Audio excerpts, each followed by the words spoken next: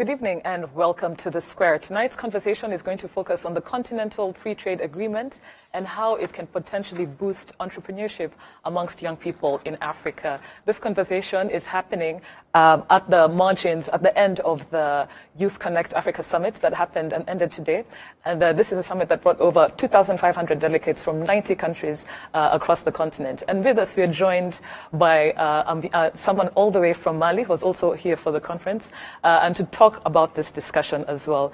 Issam, thank you for joining us here on The Square. Thank you very much. So, thank you. Issam Chlo, I hope I pronounced it correctly, is the co-founder and managing director of Suguba Africa. My name is Dan Mpisi, I'm part of The Square, and as always, I'm joined by my lovely panelists. I'm joined here by Charles and Berna. Always a pleasure to have you on The Square. Pleasure, Dan. How are you? Good. Yeah. And Ephraim, great to have you on The Square. Likewise, thank you for having me. Good. Like we always do on The Square, before we get into the conversation, we're going to have a couple of key highlights for this week. I'm going to start with you, Ephraim. I'm sure there's some things you want to share that happened this week. Now, I think news of the week is really interesting because you have to pick from a bunch of things. Really? But I think I'll pick on the fact that we had Youth Connect and we had 2,500 delegates from over 90 countries. I think the choice of topic of the conversation at this Youth Connect was different, because normally you'd think that Youth Connect will talk about mainly economic issues, or at least mainly, purely economic issues. But I know there was a plenary on teenage pregnancy, and I think it shows that there is a level of growth when it comes to how we understand our problems and what needs to be addressed, that you can't just solve the issue of poverty, but you also have to solve so many other aspects around it. For me, it was an interesting experience. Did you attend all 3 days?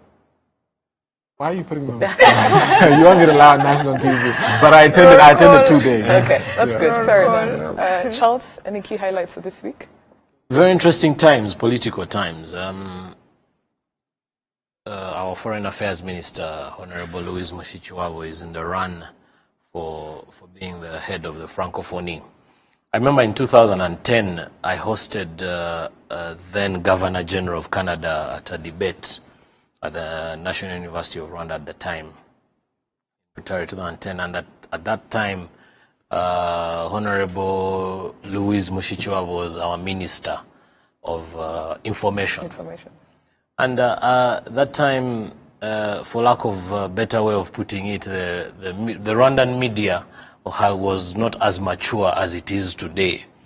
And I needless to mention that subsequently the authorities were not as tolerant as they were today. So we had a lot of reason to be in the international media, not for the very right reasons. So here I am moderating a show. At the time, my panel consisted of Arthur Asimwe.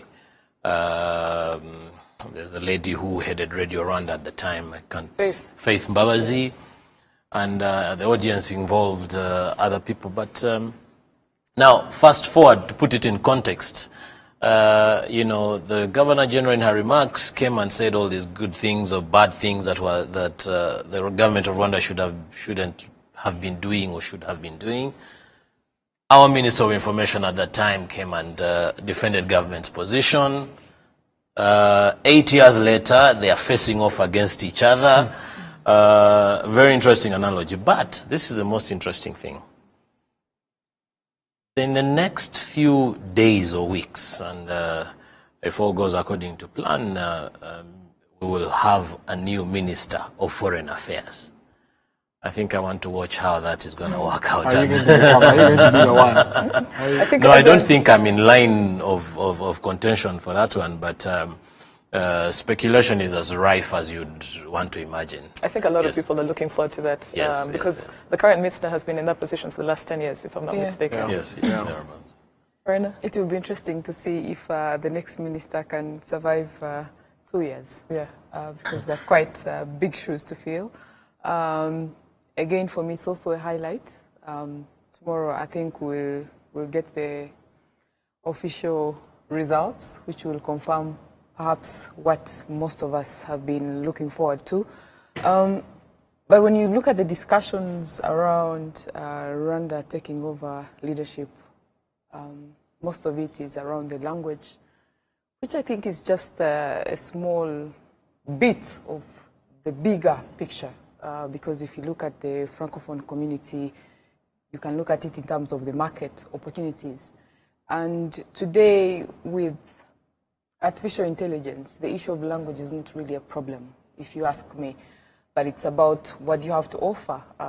Can you identify opportunities? How do you position yourself to take advantage of, the bigger market and opportunities that exist within the Francophone community? So I feel that the discussion has to go beyond the language, because with technology, language is not really a problem today. Okay. Yeah, so for me, that's the highlight of the week. I'm really looking forward to seeing who will take over. They are taking over at a very... the environment has quite changed. The global environment, the local, regional, everything has changed. So it will be interesting to see how this, the next foreign minister navigates the current environment, bearing in mind that we are now at a point where Rwanda is an independent voice. So how you're able to position yourself and carry on that, it will be interesting to see how it evolves. I think for me, my take on this is to see how the Franco-Rwanda relations are going to change, politically speaking, what this means for Rwanda and France going forward. So anyway, we're here to discuss the CFTA and its impact on the potential to boost entrepreneurship amongst youth in this country.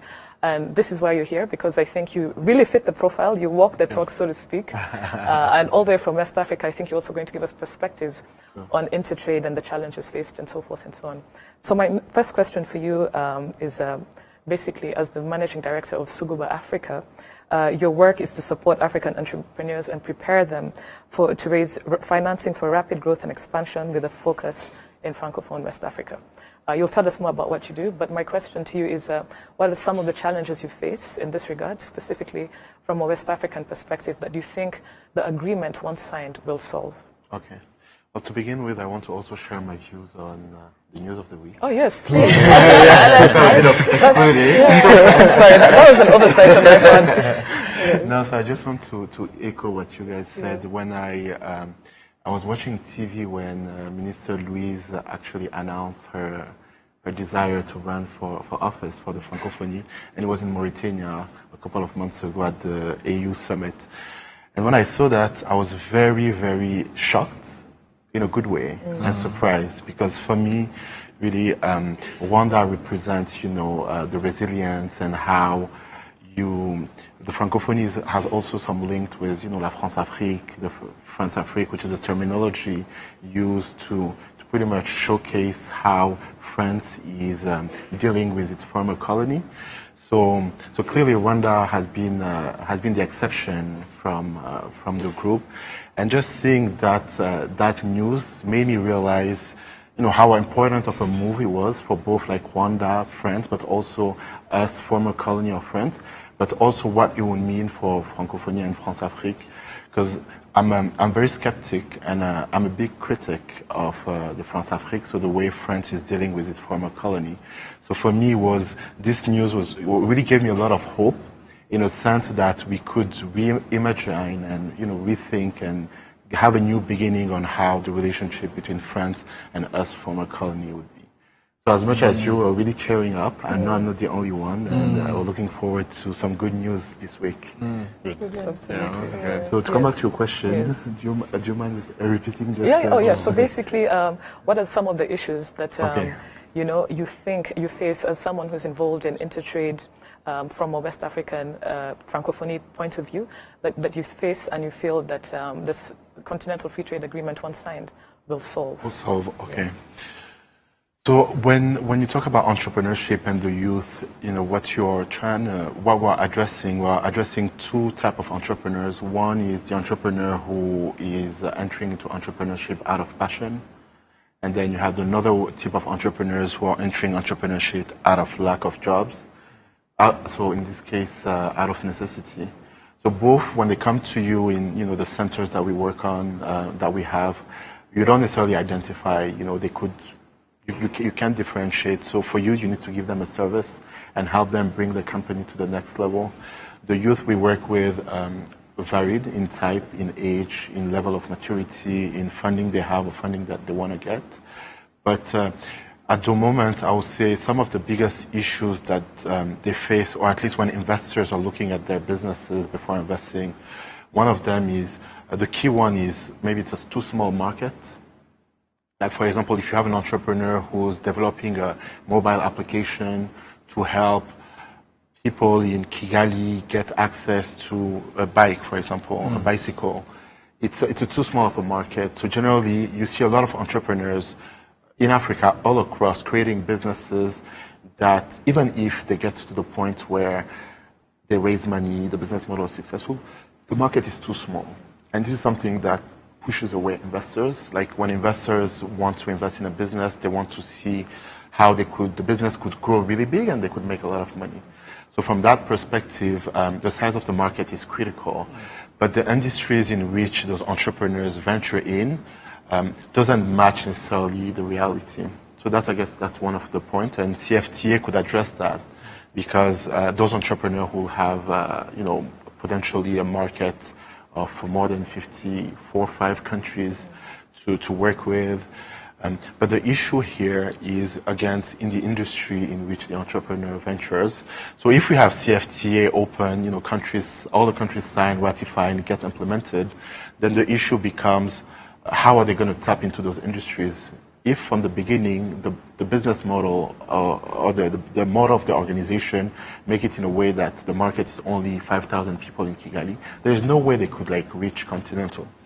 So one of the things that we're really pushing right now is to encourage young entrepreneurs to think about products or services that could pretty much, where they could tap the whole of Africa.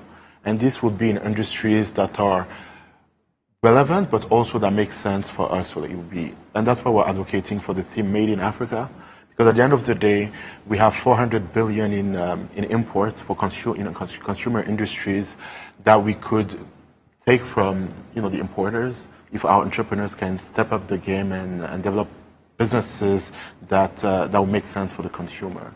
So I guess that's the main point, is around really understanding which business you venture in, get into a business that makes sense, where you could tap into CFTA to grow.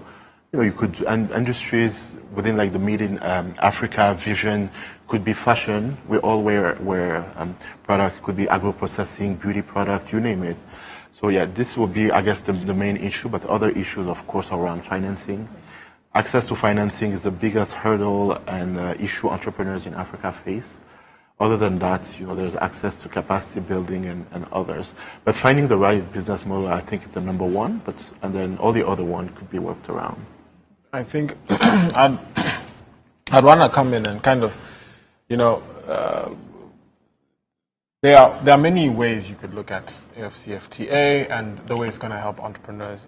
I've talked about this on the previous show we had about around this, actually. Our first episode, actually. It was episode number 1. Yeah. We talk of liberalization, right? And we talk of part of also pushing the Continental Free Trade Agreement has been around how do we liberate our economies to spur on trade amongst ourselves so that we're not as dependent on, again, global powers to take our sugar, to take our products, to take our clothes, or supply us with our second-hand clothes. Now, what ends up happening is that we know this. Immediately you open up the borders, you find that it, and this is what people keep trying to say, that it has to be inclusive, is that it then becomes extremely easy. Something that was easy, not extremely easy, but easy for a multinational becomes extremely easy for them.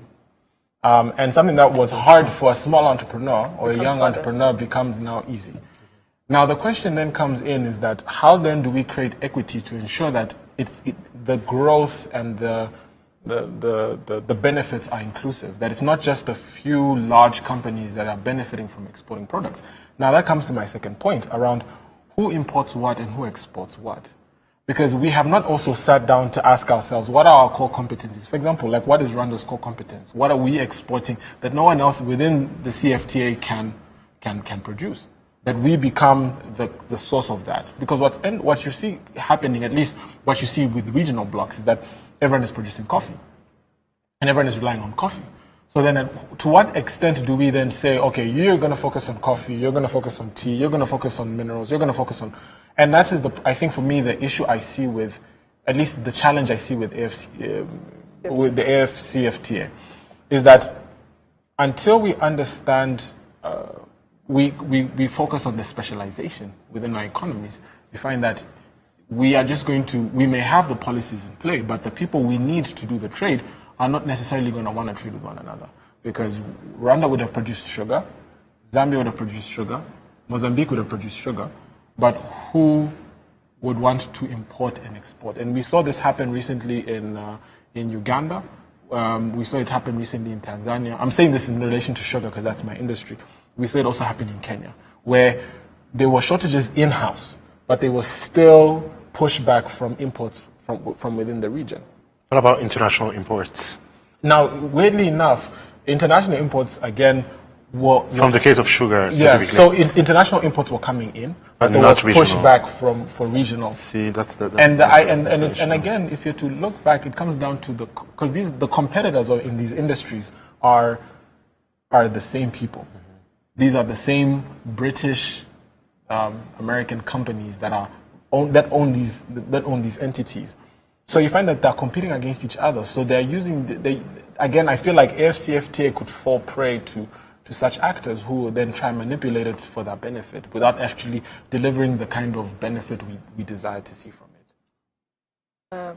Bernard, Charles, do you want to just to echo what Ephraim is saying, if we go back to the basics, and before we can even discuss the CFTA, and look at how the regional economic communities currently are functioning, as much as I would love to be optimistic, if you look at the RECs and in their current state today, I think it's a bit far-fetched to think of a functional CFTA. I'll give you an example. Let's come back to the East African community. For a very long time, the East African community was looked at as a model for regional integration, because they had made so much progress.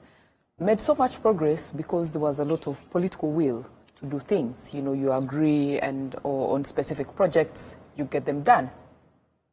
Now, over the last 3 years or so, we have seen these countries walking backwards on regional integration. You're seeing elements of protectionism. And this is not just goods, but services. A recent case is of a Kenyan lady who was trying to get a work permit in Tanzania. Mm. They made it impossible. And it was, and don't forget, it's also she was also her case was public because she was a high-ranking. Absolutely. Official, executive, yes, but yes. Other than that, I'm sure many people go there through are many ordinary people. Yeah. Yes, there are many ordinary people that are struggling with that. If you look at trade, the sugar that you talk about. So when we're having the discussion around the CFTA, you guys are on the ground. I don't know why you get the optimism.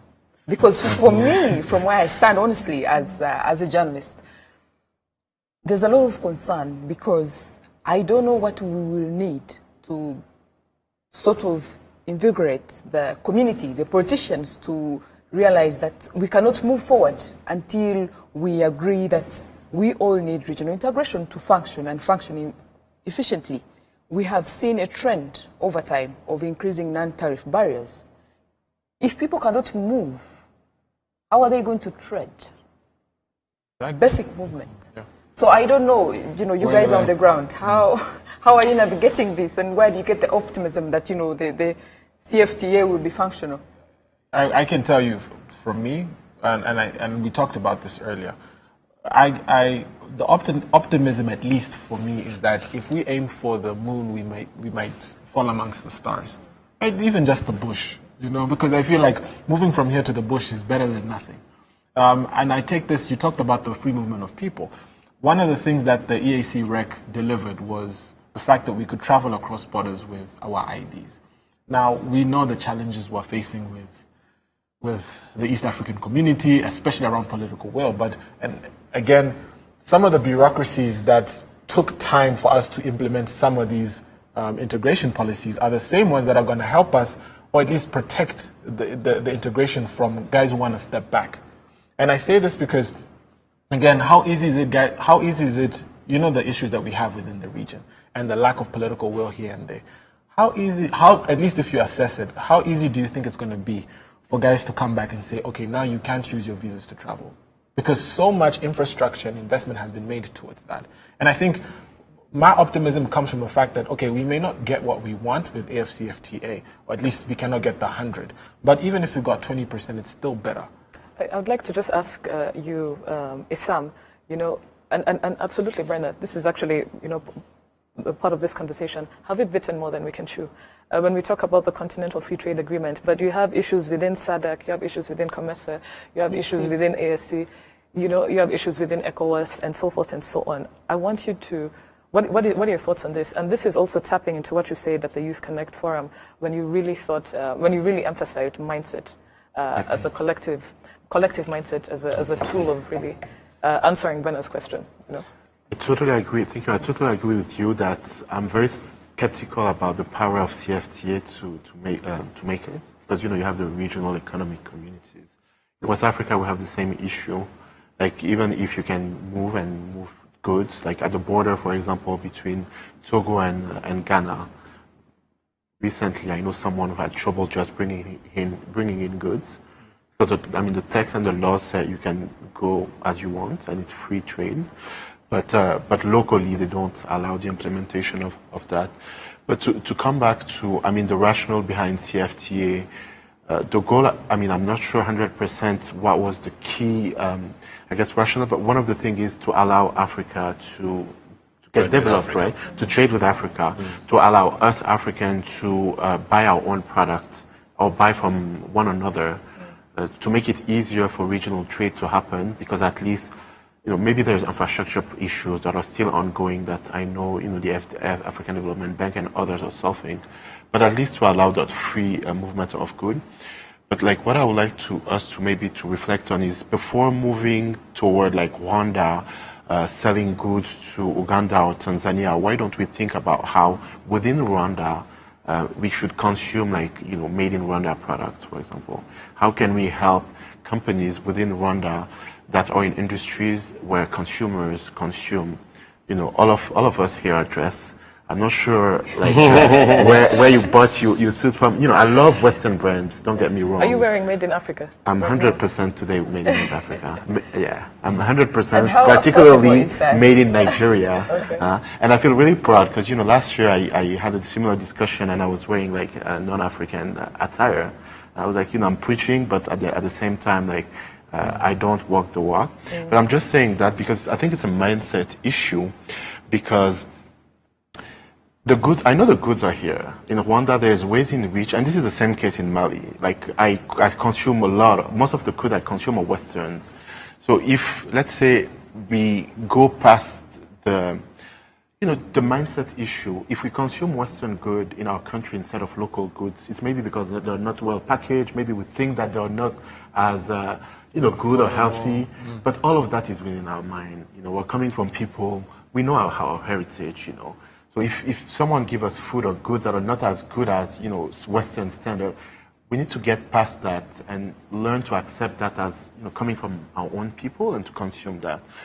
Because like before looking into CFTA is like intra-regional, cross-country, there's a lot of dynamics that are coming into play. How can we push ourselves to consume local? If we can get to the point where we said, okay, you know, I'm from Mali, I'm going to make everything I can to consume Malian. Then tomorrow, if my brother is coming from Cote d'Ivoire or from Senegal, then from my mindset, I'm already in a position to consume something that's local or at least regional. So I think that's where we're going to face the biggest issue. And just to reflect on that, for example, in the ECOWAS region, you can travel with one passport. You don't need visa. So, and most of the people, for their holidays, they will go to France, they will go to the US, they will go to Turkey, they will go to Dubai now, China. But you don't see us choosing to go to our own countries for vacation. I think this is also something that we could do, learning about each other, knowing, who we are. And you would see that, we Africans know more about non-African countries and heritage than we do about ourselves. That's where the mindset issue is really, and that's where we need to advocate to do that. And I have an idea on how to do that, but yeah, go ahead. Yeah, mindset I think is one issue, but if you also look at the other element, the cost of production, you will find out that for most local entrepreneurs, actually the cost of production doesn't make them competitive. Oh. And I mean, it's good that you're wearing made in Africa, but there are some people who will argue that in terms of affordability, a good outfit like you're wearing may not actually be affordable for many ordinary people. Oh.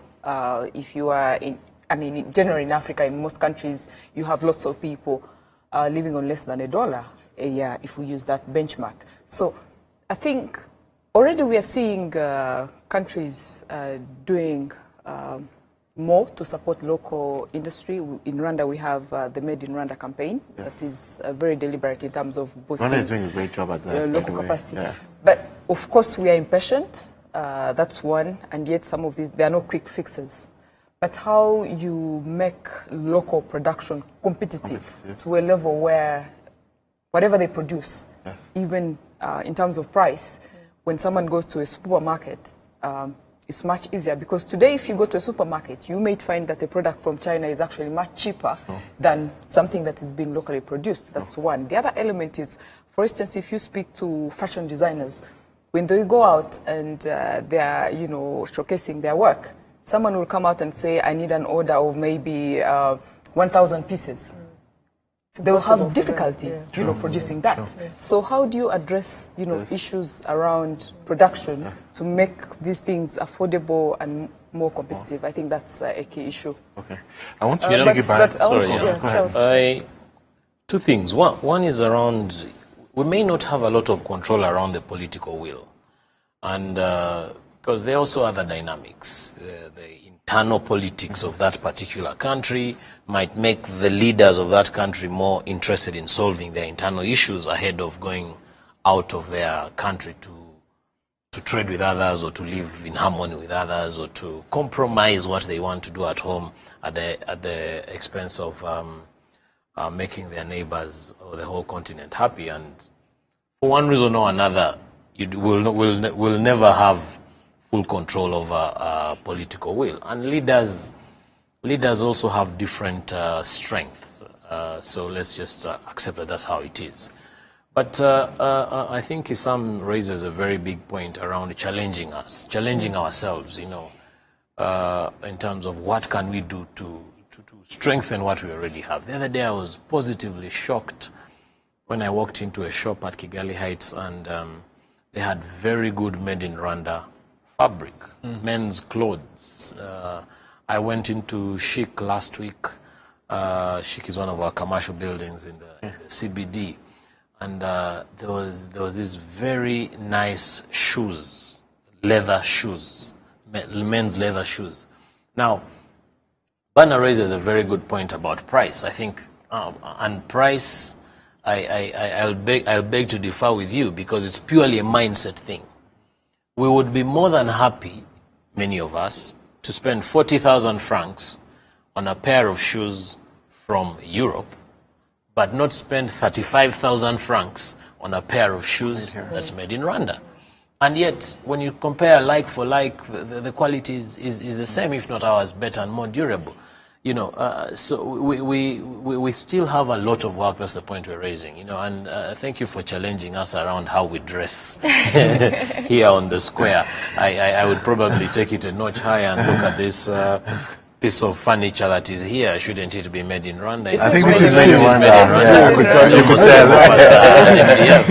But we can give quite a number of examples, until the cows come home. Shouldn't it be very deliberate that if Volkswagen is going to put a plant here in Rwanda, it is going to be cheaper than importing the same Volkswagen, or probably because the issue around price, if we are very price sensitive, let there be incentives for us to be able to buy that locally made. I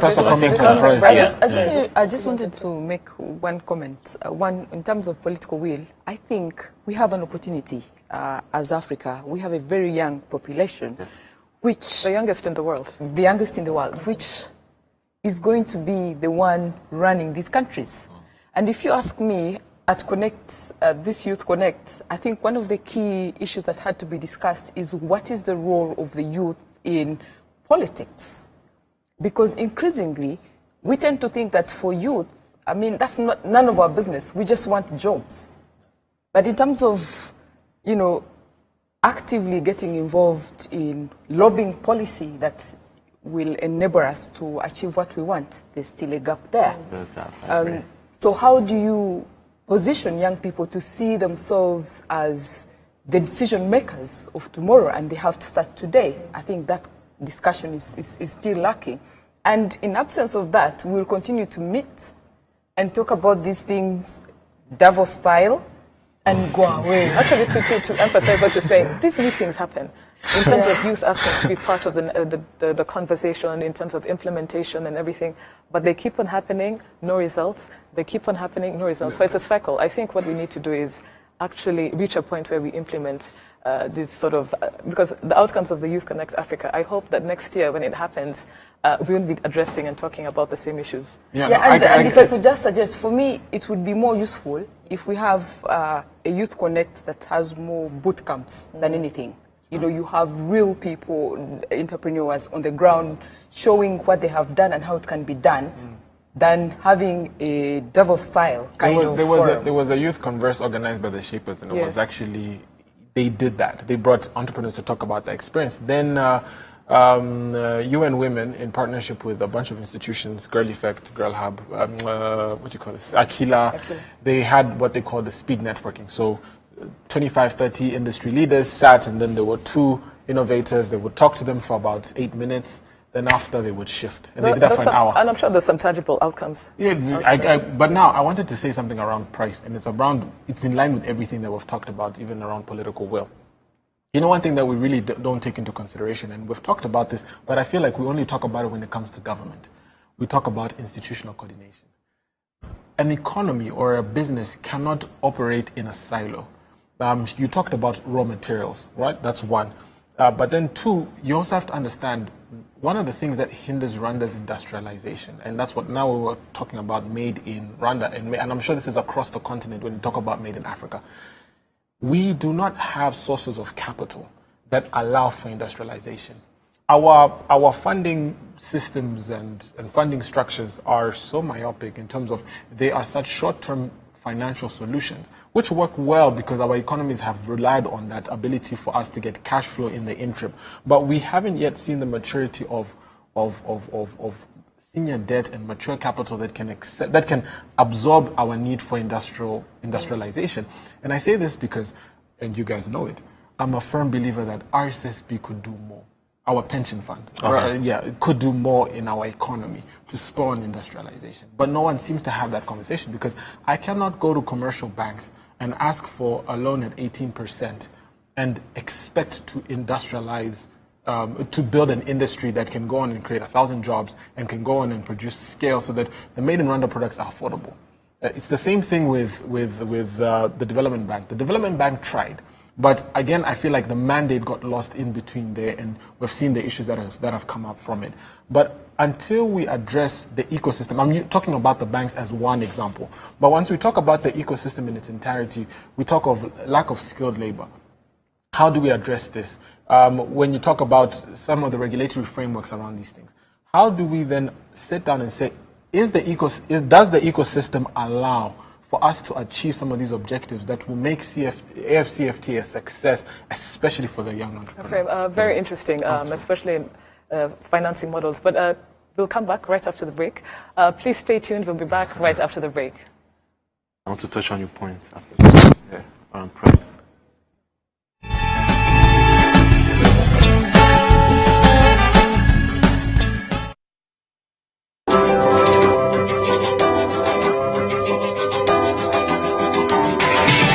Many people have been asking what we have been up to. Well, we have told the different stories from decision makers, but this time round it will be different. We will be getting head to head with various influencers and get to the heart of the matter. It is not an easy ride, but we'll endeavor to get you there. It will be insightful, informative, and at times we will agree to disagree because we are the bridge to your leaders.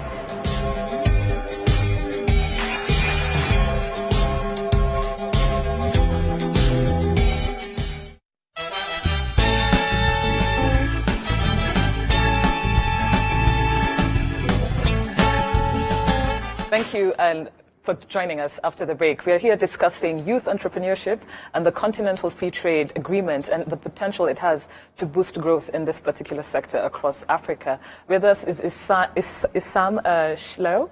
Thank you for joining us all the way from Mali. And just before we went to the break, we were talking about financing, the financing model in terms of increasing scale of industry, not only in Rwanda but across Africa. Is there something you wanted to add to that? I wanted to touch on your price, your point around price. You know, like in the United States, for example, up to today, the U.S. government is subsidizing its farmers. You know, it's like the biggest economy globally, but their prices aren't competitive enough to compete globally with the rest of the world. But here you have the #1 power on earth subsidizing its farmers. So then, you know, pricing is relative and cost of production is relative. And I also wanted to touch on your point, Ephraim, about, you know, competitiveness. You know, there's this economic theory that's talking about comparative advantage. So each country should specialize in industries where they have the most comparative advantage to succeed. Like if Rwanda, for example, is a big producer of coffee and tea just because of the weather and because of the landscape, then Rwanda should be like among other the countries that will specialize in those industries, and then the rest of Africa will focus on other industry, and then we'll just make sure that we don't import our tea from China. Like tea is like being drunk, I mean, every day across West Africa, and guess what? 99% of it is coming from China or Asia. So how can we make sure that, you know, we get our tea from Rwanda, for example? This is one point around competitive advantage. When we get to the point where we've identified industries in which we have a competitive advantage, because Mali, for example, we are a producer of cotton. We're the #2 producer of cotton. Unfortunately, we export all of our raw materials outside of Africa, and then, you know, it gets sent back to us. So how can we develop industries around those specific sectors where our countries have a competitive advantage and a comparative advantage?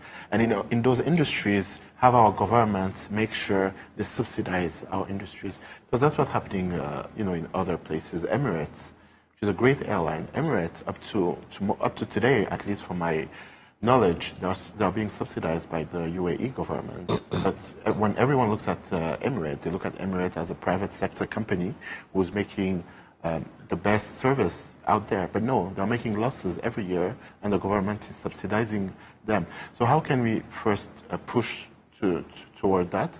And another point that I wanted to mention around, you know, regional economic you know, communities or even Pan-African, those are infrastructure and institutions that are here.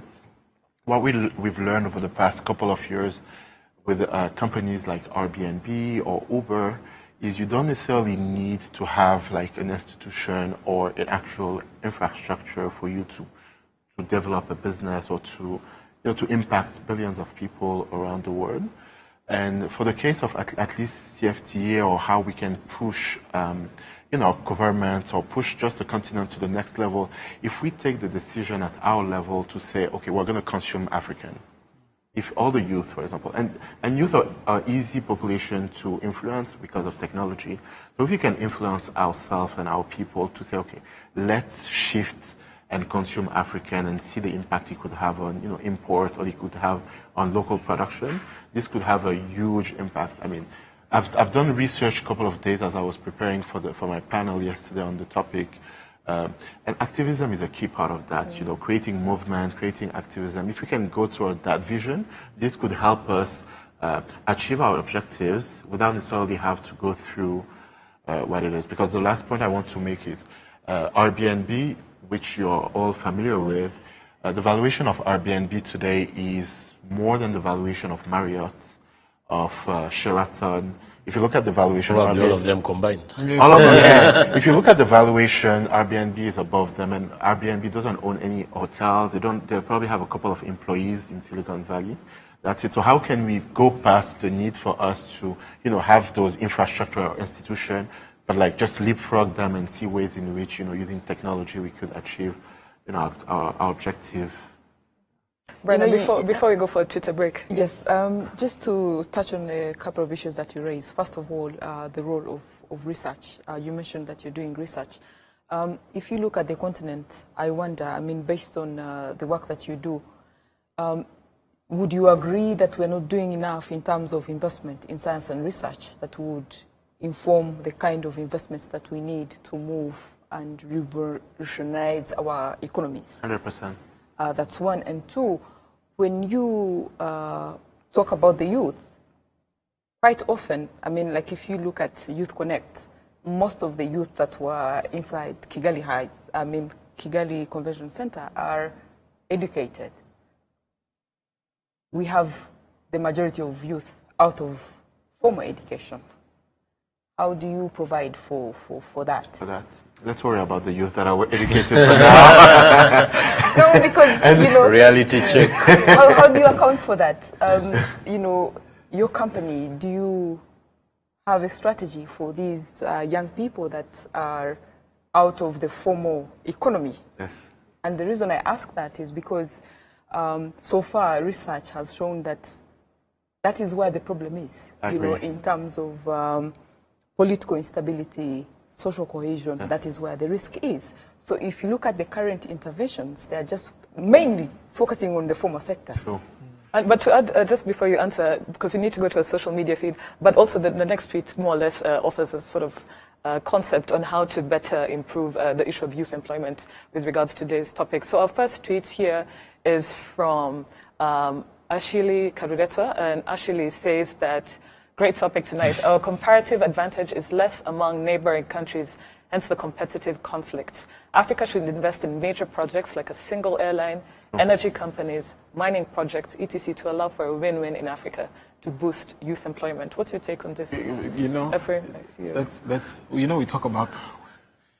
I say this because it comes back to the same thing I was saying about what ends up becoming an elitist, exclusive club of single airlines.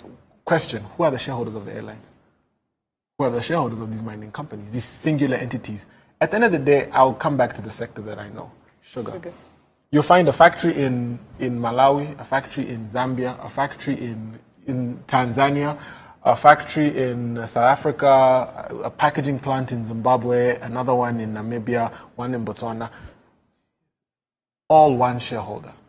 And that shareholder is based is a British company. So you think, based on that tweet, this is just that sort of idea would be fattening the elites? It would be yes. It would not address the issue it would not address the issues we're trying to address by setting up CFTA. It creates these, like I said, exclusive clubs. Unless the governments are setting up, they go into loss-making industries or loss-making businesses. So, for example, we have a development bank. We already have that. In Rwanda, we subsidize our airline. I know the same thing with the Ethiopian government. So the question then comes in: at what point, which sectors do we choose? Is it infrastructure investments? Is it, and then we can apply that method. But if we truly want to achieve what we want to achieve with CFTA, we need to. And there's also a tweet here from Jackson, and Jackson says to us, again on the topic, I think CFTA mechanisms should go hand in hand with collective strategies for African nations to fight corruption. Again, going back to this, the tweet before on elitism. He raises a very important issue, the issue of corruption, because you find that for most young people, it's very difficult to break through, because in most countries you have to bribe your way through all these partnerships. So I don't know how that will be tackled at continental level to facilitate the implementation of the CFTA. But corruption is a big issue in Africa. Absolutely. Well, not just in Africa, not just in Africa. Across the It's a global problem. Yeah, I'd just like us to go absolutely. to one of the last tweets before we get to close. And this is a tweet that is from Richard, and he says, well, he's quite pessimistic. How will CFTA function effectively if all African countries are calling for their local producers and manufacturers to be supported? Calls to support local industries within each African country by their governments make me wonder how this will work. Which is true. Yeah, it's true. That's what we're saying. Countries need to focus on industries where they have the biggest comparative advantage. And then everyone should agree that, okay, this is Rwanda's industry, and then this is Mali's industry. And then we focus on growing those industries. But I want to touch on your point. Like, I was in Nigeria 2 weeks ago, and so I was working with entrepreneurs, and those are the best entrepreneurs I've worked with in Africa so far. So those are entrepreneurs in the tech sector who raise up to $10, $15 million already within the 20s or 30s to grow their business. One of them, their name is Flutterwave. And Flutterwave raised $10 million because what they were doing is, you know, when you want to pay with your card, Visa or MasterCard generally ask you to have a card. But then all the informal traders that you're talking about don't have Visa or MasterCard. So how, as an informal trader, you can buy something in Tanzania knowing that you don't have a bank account, you don't have anything. So the Flutterwave is coming up with a solution at the moment in Nigeria, and they are expanding, where as an informal trader, you just get a card or number that you'll give to your buyer, and then that buyer can go pretty much anywhere to collect the cash. Wow. We talked with them extensively, and when I'm talking to Flutterwave and their team, what they're telling me is they don't look at formal versus informal. That for them, this is something that is coming from maybe the West, or this was ideology. You know, they're trying to help Africans that have issues getting services to the next level. So when we talk about formal and informal, or banked and banked, we need to look past that schism and say, okay, there are people like us. What are the issues? They're probably making more money than some of us. They are also in industries doing the same things that we're doing.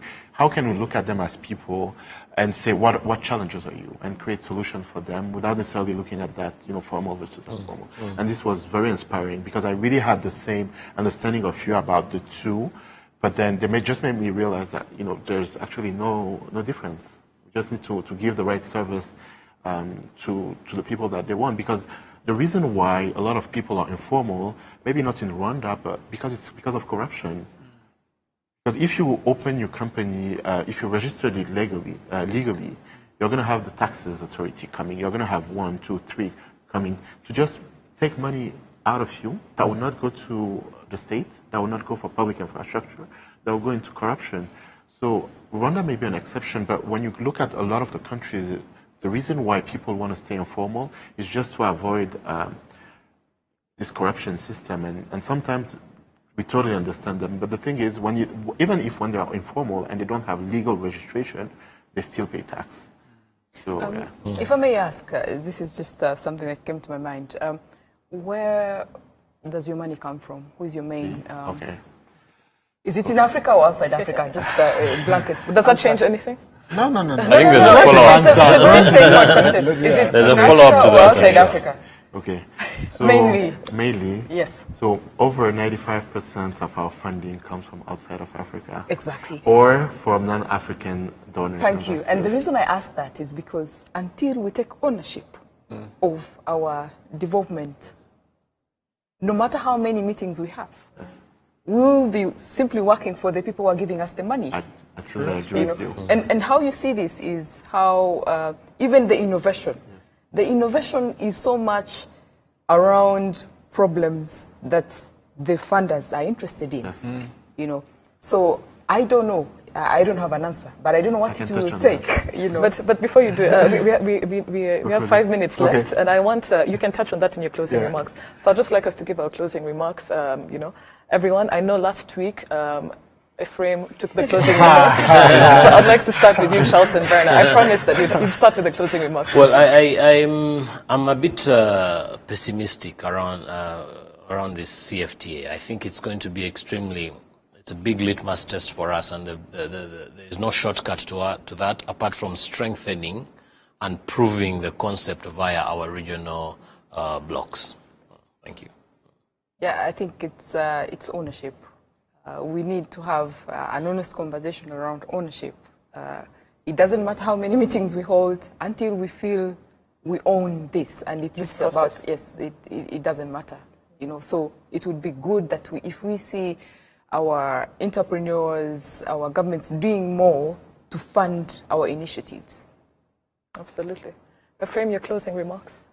Again, I said at the beginning, you know, let me take a different angle. They're both very pessimistic. But I'm optimistic on the basis that if we aim, again, for the moon, we will settle amongst, again, I'll say this again, we can even settle amongst the bushes. We don't have to try the stars. But we're moving forward. You know, it's better than being stagnant. And I think this, especially it being a politically driven agenda, says a lot about the changing times on the continent. Isam? Yes, so what I wanted to say is, you know, we are all, you know, proud African. We love our continent. So for people that watch us that are non-African or that might think that our speech or discourse are a bit extreme, what I want to say is we're just, you know, a group of Africans who really wants the best for their continent. So nothing to be taken personally, one. And second, we also want to give credit to, you know, to foreign government or foreign investors who really think about Africa as a trading partner, as a partner. Like, for example, as you clearly mentioned, most of our funding comes from outside Africa. The number one funder is the Dutch government, and I would say the majority of our funds that we receive are coming from the Dutch taxpayer money. So we need to give credit when credit is due, and we are really grateful and appreciative of that. But what we're trying to do is just, you know, help get our continent to the next level. So that's, you know, that's our fight. Nothing personal. Nothing personal. I like that caveat. Anyway, we have come to the end of our show. Thank you very much for joining us. We're here talking about the CFTA and its impact on boosting entrepreneurship in Rwanda. And some of the conversation has been very interesting. Pessimists on one hand and optimists on the other. But it's definitely a process that is going to take some time to implement and push this continent forward. Please stay tuned to our Twitter feed. Carry the conversation going on using #TheSquareRW. Thank you for joining us. See you here next week, same time, sorry. Have a good night.